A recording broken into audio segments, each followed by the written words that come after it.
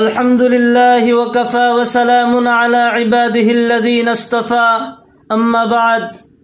মোৰ প্ৰিয় দিনদৰদী ভাই বন্ধুসকল, দেশ বিদেশৰ পৰা যিসকলে আজিৰ এই ইছলামিক ভিডিঅ'টি চাই আছে, সকলোকে মোৰ ফালৰ পৰা আন্তৰিক সালাম ও অভিনন্দন জ্ঞাপন কৰিলোঁ। আসসালামু আলাইকুম ওয়া ৰাহমাতুল্লাহি ওয়া বাৰাকাতুহু। মোৰ প্ৰিয় দিনদৰদী ভাই বন্ধুসকল, আজিৰ বিষয়টি হৈছে ইশাৰৰ নামাজৰ পিছত বিশিষ্ট 3 ৰাকাত নামাজ পঢ়া হয়, যাক বিতিৰ নামাজ বুলি কোৱা হয়।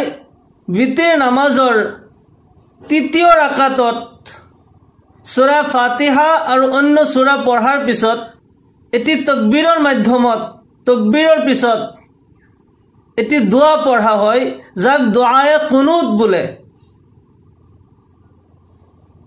আমাৰ বহুত দিনী ভাই বন্ধুসকলে, বহুত মা ভনীসকলে দোয়ায়ে কুনুত নাজানে।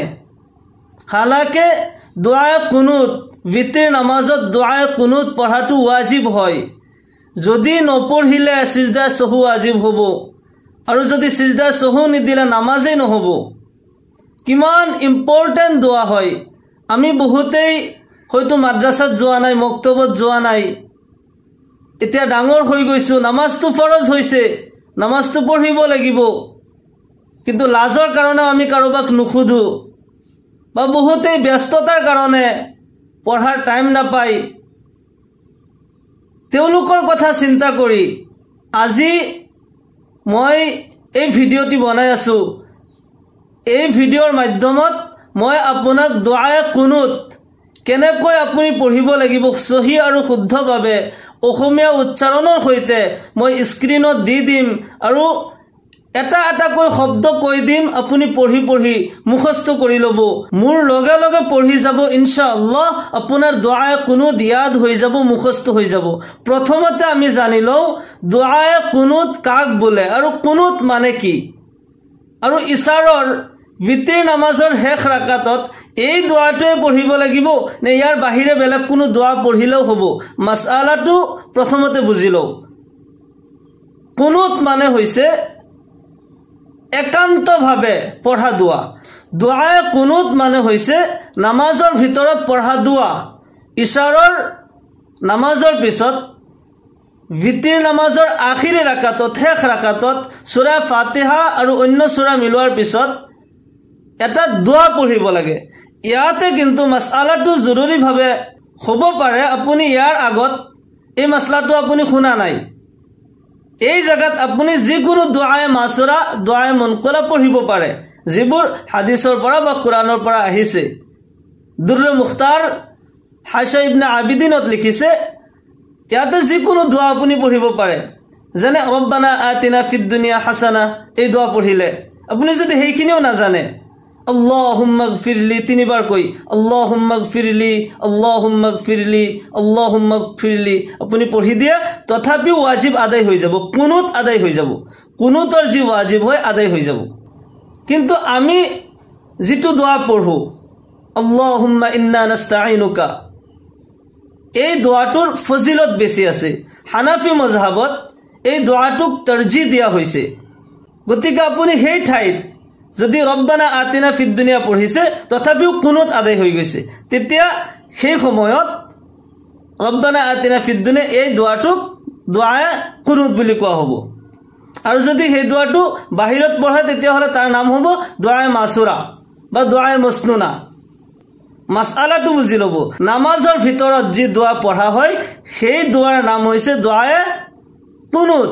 হযৰতে আবু আব্দুৰ ৰহমান ৰাদিয়াল্লাহু তাআলা আনহুৰ পৰা ৰিৱায়াত হয়, তেওঁ কৈছে, আনাবি আব্দুর রহমান রাদিয়াল্লাহু আনহু قال علمنا ابن مسعود ان نقرا في القنوت اللهم انا نستعينك ونستغفرك الى اخره।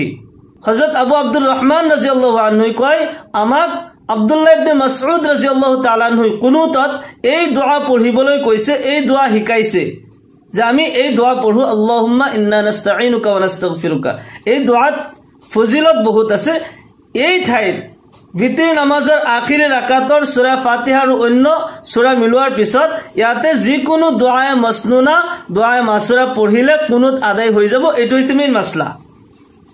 কিন্তু বিশিষ্টভাৱে উলামা আহনাফে আল্লাহুম্মা ইন্না নাস্তাঈনুকা এই দোয়াটো তৰজি দিছে আফজলিয়াতৰ এতেবাৰে এই দোয়াটোৰ ফজিলত বেছি সেইকাৰণে আমি এই দোয়াটি মুখস্থ কৰি ল'ব লাগে আপুনি যদি এই দোয়াটি নাজানে বেলেগ যিকোনো দোয়া পঢ়ি দিলেও কুনুত আদায় হৈ যাব মাসলাটো মনত ৰাখিব এতিয়া হক অসমীয়া উচ্চাৰণৰ সৈতে হানাফি মজহাবত যি দোয়াটি ফজিলতপূৰ্ণ দোয়া এই দোয়াটো মুখস্থ কৰিলে বেছি ভাল হয় বহুত সওয়াব আছে জামে মানে হয় সকলোৱে স্ক্ৰিনত চাই যাব মই কোৱাৰ লগে লগে কৈ যাব তেতিয়া আপোনাৰ সহজত মুখস্থ হৈ যাব ইনশাআল্লাহ তাআলা বিসমিল্লাহিৰ ৰহমানিৰ ৰহিম আল্লাহুম্মা ইন্না নাস্তাঈনুকা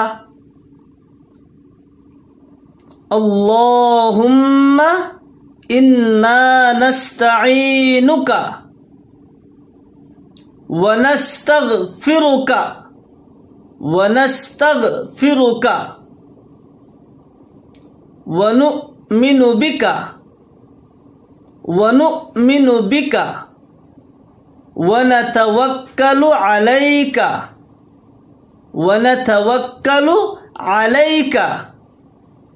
ونثني عليك الخير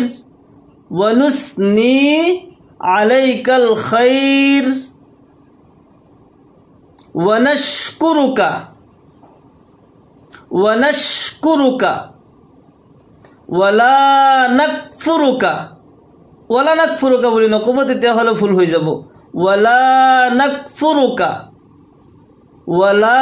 نكفرك ونخلع ونترك من يفجرك اللهم إياك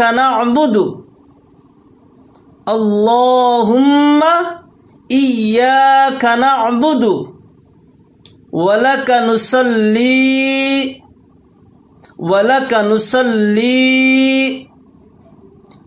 ونسجد وإليك نسعى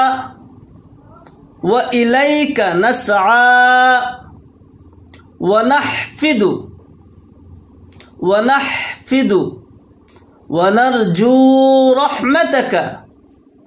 ونرجو رحمتك ونخشى عذابك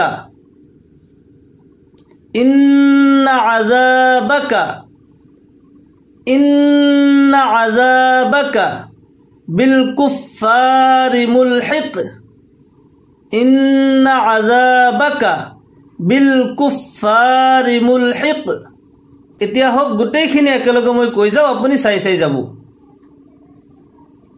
আল্লাহুম্মা ইন্না নাস্তাঈনুকা ونستغفرك ونؤمن بك ونتوكل عليك ونثني عليك الخير ونشكرك ولا نكفرك ونخلع ونترك من يفجرك اللهم إياك نعبد ولك نصلي ونسجد وإليك نسعى ونحفد ونرجو رحمتك ونخشى عذابك إن عذابك بالكفار ملحق সকলে ধুনিয়াকৈ স্ক্ৰিনত চাই মুখস্থ কৰি লব